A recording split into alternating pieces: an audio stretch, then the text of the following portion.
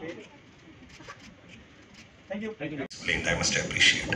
So, I have a small question. Government is also thinking of this multimodal logistics parks, okay, which is MMLP. I don't know if anybody's heard. That is making a few hubs in big cities, okay. Do away with these hassles which सब इधर देखिएगा।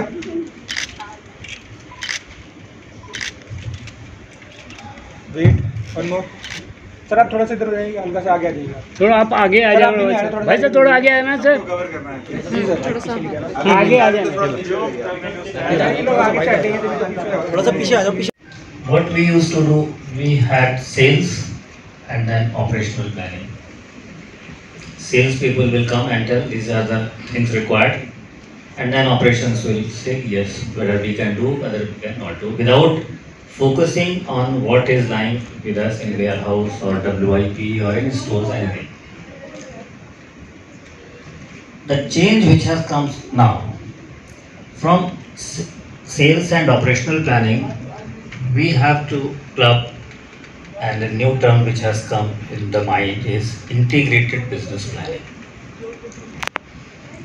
Integrated business planning is nothing else but, which all of you know, when we have any order and we put in our system or ERP or whatever, then it gives me exact picture. If this many 2 numbers are lying in WIP, 3 numbers are lying under rework store also. So if the sales people are demanding 10 people and operations people are saying we cannot give, so I find with this integration, yes, at least 6 pieces are available within the plant. That 6 pieces can be converted into good production, and we can meet at least 50% requirement of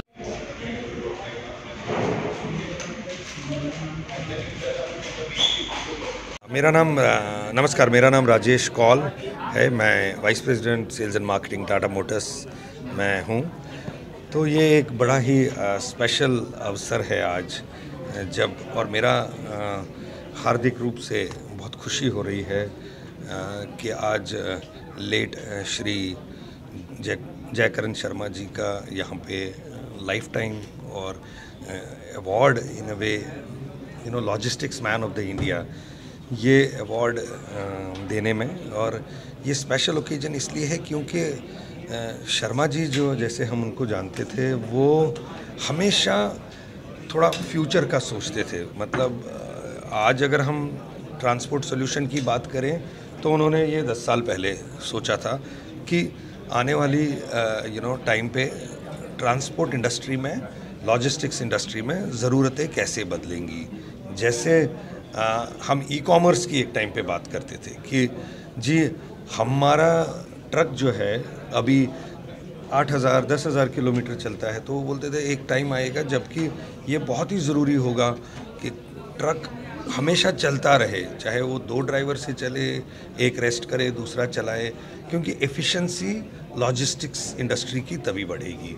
और मैं यहाँ तक इतना बेहद खुश हूँ कि ये सब आज सच्चाई में तब्दील हो रहा है। जैसे for example power to weight ratio, अगर आप एक ट्रक देखिएगा, ट्रक में ज़्यादा पावर वाली गाड़ियाँ जिससे ड्राइवेबिलिटी अच्छी हो, ट्रक में कंफर्ट अच्छा हो कैबिन में ताकि ड्राइवर की सुविधा दी जाए, ट्रक में सेफ्टी ज़्यादा हो।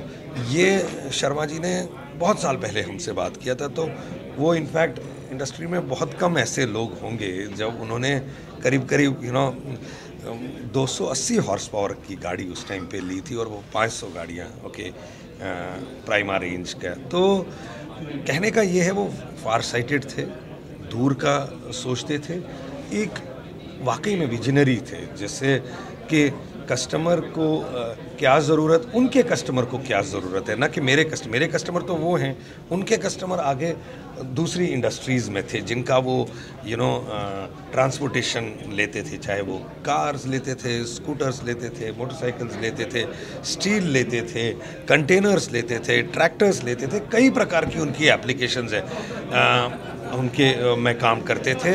और अच्छा लग रहा है कि ये सब आज रियलिटी में तब्दील हो रहा है। अच्छा लग रहा है आज देख के यहाँ पे, जो अभी मैं सुन रहा था सब उनकी लेगेसी को कैसे आगे ले जा रहे हैं। बहुत कठिन है उनके लिए, क्योंकि देखिए हमेशा इन्वॉल्व रहना पड़ेगा, और इन्वॉल्व नेम से एक नहीं, दिल से पैशनेटली इन्वॉल्व है। वो बहुत पैशनेट आदमी थे, जो भी काम करते थे दिल से करते थे। He was very outspoken.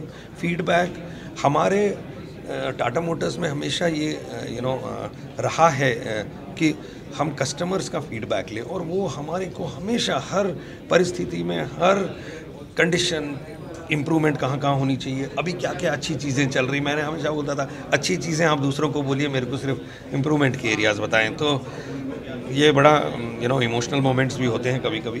तो और बहुत अच्छा लग रहा है उनको ये अवार्ड देके। बहुत बहुत धन्यवाद, थैंक यू सो मच। मेरा नाम मुकेश हरितश है। आज का जो ये अवार्ड उनको मिला है, द मैन ऑफ लॉजिस्टिक्स, इस अवार्ड को हम बहुत ही उत्साहित हैं कि, और हम खुश भी हैं कि उनको इंडस्ट्री ने उनको रिकॉग्नाइज़ किया और उनको ये अवार्ड दिया आज। ये हमारे लिए, जैसे बोला, कि बहुत कठिन होगा इस लेगेसी को जो उन्होंने आज हमें इस मुकाम पर लेके आए। उसके लिए हमें काफ़ी नई नई टेक्नोलॉजी को अडेप्ट करना पड़ेगा। उसके साथ साथ, जैसे मैं बोला, बहुत सावधानी और कैलकुलेटिव रिस्क भी लेना होगा, जिसकी वजह से हम इस ग्रुप को, जो क्षेत्र यहाँ पर आज लॉजिस्टिक्स यहाँ पहुँचा है, उसको आगे ले जाने के लिए चेंज और अडेप्शन और इंटीग्रेशन की जो बात अभी फोरम में भी हुई, सभी लोगों ने इसके बारे में बोला। तो ये तीनों चीज़ें जो हैं बहुत ज़रूरी हैं किसी भी संस्था को, ऑर्गेनाइजेशन को ऊपर लेके जाने के लिए। तो उसके लिए हमने उनके जो विज़न था, उनके जो हमारे डायरेक्शन थी, उनकी हमारे लिए जो उन्होंने हमें सिखाया, और जो उन्होंने हमें एक बताया कि कैसे आप एक डिस्ट्रप्शन के अंदर अपनी कंपनी को आगे लेके जा सकते हो, यदि आप उस डिस्ट्रप्शन में, उस तकलीफ़ के समय में आप अपने लिए अपॉर्चुनिटीज़ को ढूंढेंगे। तो ये सब उन्होंने जो हमें समझाया, जो उन्होंने हमें एक गुरु की तरह हमें शिक्षा दी, उस चीज़ को हम आगे समझते हुए और आगे इस नई नई तकनीकों का उपयोग करके हम इस चेतक स्मी को आगे लेके जाना चाहते हैं। मैं एक बार फिर धन्यवाद देना चाहूँगा हैडन ग्रुप का, ग्लोबल ग्रुप का, जिन्होंने हमारे फादर को ये जो अवार्ड हमें दिया, समर्पित किया उनको, उनकी लॉजिस्टिक्स की सेवाओं के लिए। धन्यवाद। दीप जी, आपने ये जो इवेंट ऑर्गेनाइज किया, इसका क्या बैकग्राउंड है, और स्पेशली जो logistics man of the year award मिला जेके शर्मा जी को, उसके बारे में कुछ कहें। ये इन्फ्लेक्शन फोरम है, ये हमारा 55th फोरम है, जिसमें हम logistics, warehousing, supply chain leaders को रिकॉग्नाइज़ करते हैं, अवार्ड देते हैं, उनका थॉट्स सुनते हैं। और